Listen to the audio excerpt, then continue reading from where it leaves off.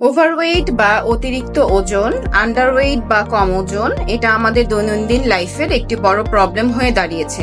যেহেতু আমাদের প্রতিদিন ক্যালোরি বুঝে বুঝে খাবার ইনটেক করা পসিবল হয় না, তাই আমরা যখন প্রত্যেকদিন একটু একটু করে বেশি ক্যালোরি খাবার খেয়ে ফেলছি, সেটা আমাদের অতিরিক্ত ওজনের দিকে গাইড করে নিয়ে যাচ্ছে।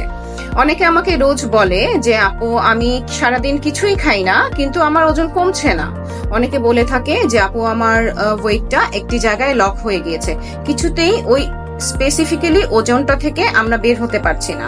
অনেক মায়েরা বলে থাকে যে আমার বাচ্চা সারাদিন কিছুই খায় না, খাবারের প্রতি অনাগ্রহ তৈরি হয়ে গিয়েছে এবং খিটখিটে মেজাজ হয়ে গিয়েছে ও মোবাইলের প্রতি অনেক বেশি অ্যাটেনশন দিয়ে ফেলছে।